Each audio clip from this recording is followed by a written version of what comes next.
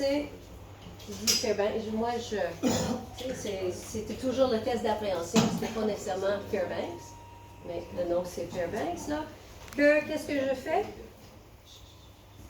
Ouais. Comme ça, une luxation, je commence à pousser en latéral, puis qu'est-ce qu'il fait? Bingo contraction.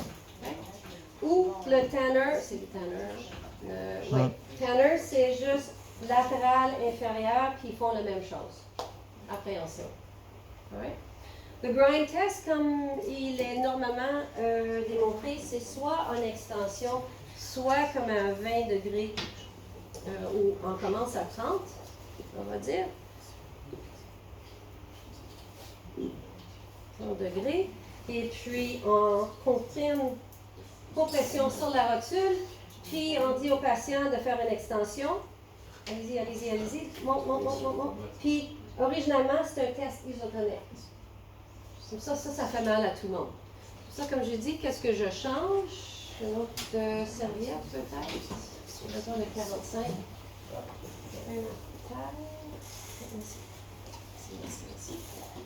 Ça, je le mettrais à 45.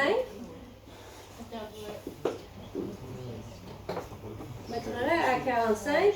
Et puis ça, je sais que c'est la partie moyenne des facettes qui sont sous tension, qui est le plus souvent atteinte avec une chondromalacie.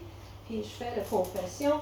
Puis je dis, essayer de contracter, puis c'est isométrique. Est-ce que la douleur est là? Ça, c'est juste un changement assez minime qui pourrait vous donner des meilleurs résultats.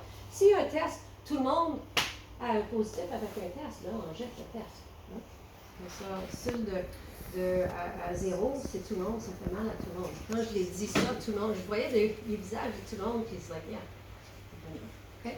Comme ça, le canon, qu'est-ce que je peux faire? Asseyez-vous.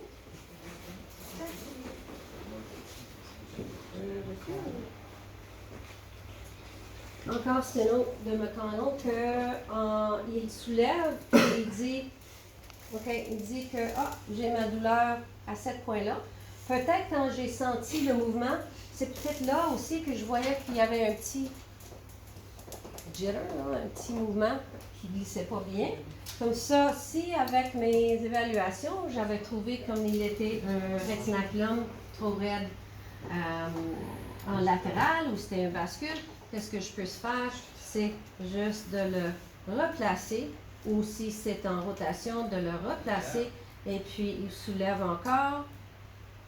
Et est-ce qu'il a encore la douleur? OK? Comme ça, on le ferait. Comme ça, je peux le faire. Moi, de dire que est-ce que je le fais à 0, à 30, à 90, moi, normalement, qu'est-ce que je fais? C'est je trouve à quel point il a la douleur.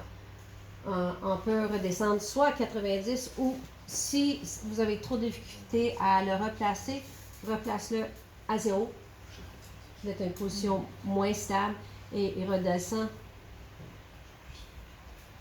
à le point. OK? Puis lève-toi debout.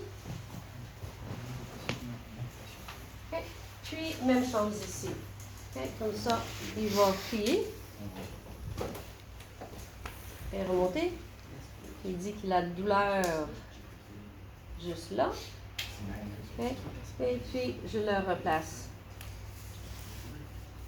Et on fait.